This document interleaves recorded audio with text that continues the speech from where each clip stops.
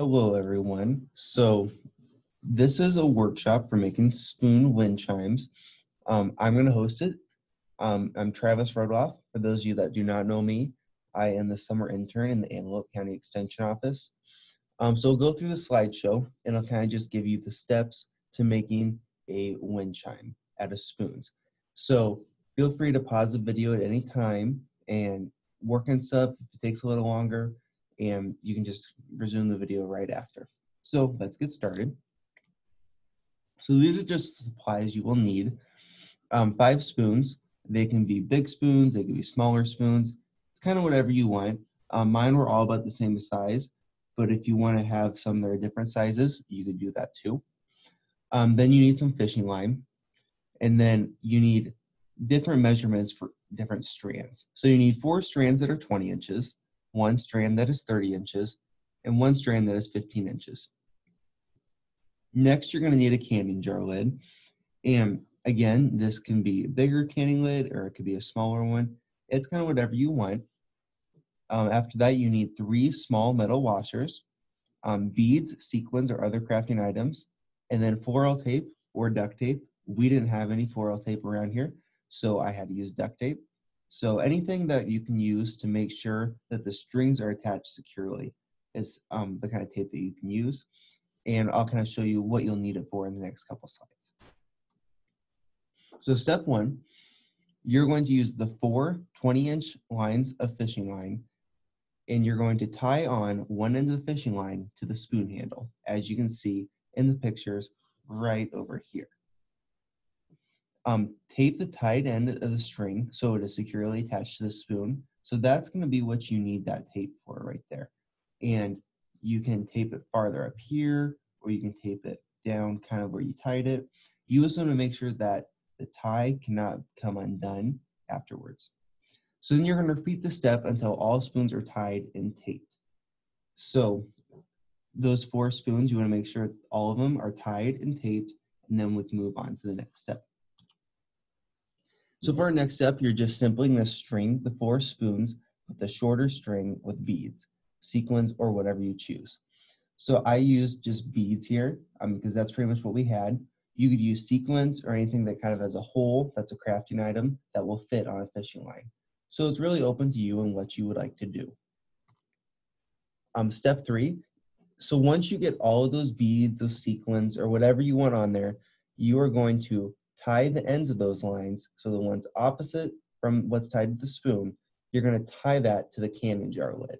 So you can see that right up there. And then just like before, you are going to secure that line that is tied there with tape. So duct tape, floral tape, whatever you choose to use.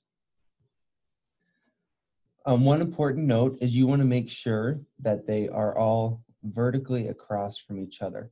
So as you can see, these 2 right here, these are right across from each other. And this one right here and this one right here are directly across from each other. And that's just so when the spoons hit, they're all kind of in a different position to the next one. So they're all kind of somewhat close together.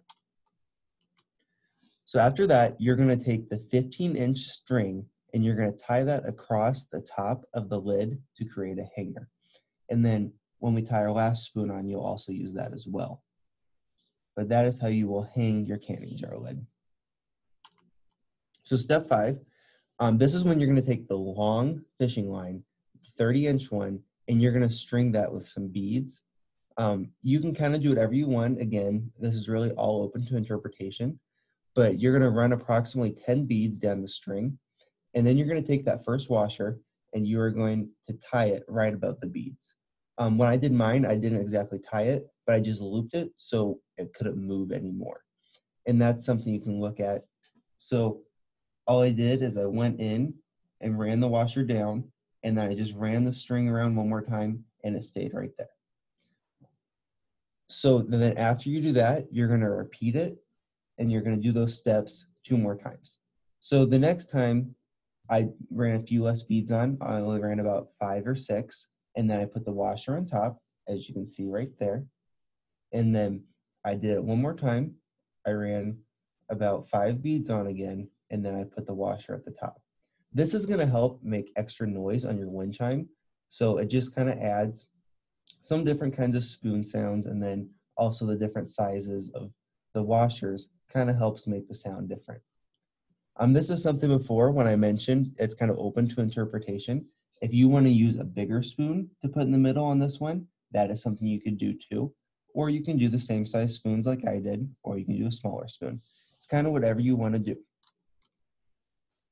Okay, step 6, we're moving into some of the final things right here. So this should be the last step before we see our final product. So you're going to tie the end of the string of the long line that you just strung, and you're going to use that to hang it as well. So as you can see right here, I ran it right through the middle of where those spoons were. So that's going straight up in the middle. So then when we look over here, that same line is right here, and it goes up to the top.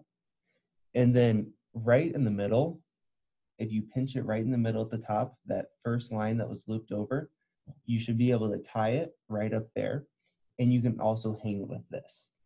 So you want to tie it so that middle spoon is in a position where it can still hit all of those spoons that are around the outside. So this middle string right here, you can tie it where it meets right here. And if you want, you can leave this whole long piece right here, or you can just clip it off right here and you can get a hanger and just hang this right here. So then we move on, and this is what the final product is going to look like. So as you can see, we have our 4 lines all around our canning jar lid, and then we have our spoon in the middle right here. If you look at this one, with our 3 washers, and then we have our spoon right down there. So that will hit the other spoons and make the noise when the wind blows. So then, like I said, you can hang it in your house, you can hang it outside so it can catch the wind. But this is just a fun thing you can do. It's entered in one of the home environment classes. When we post this video, I will post what class it can be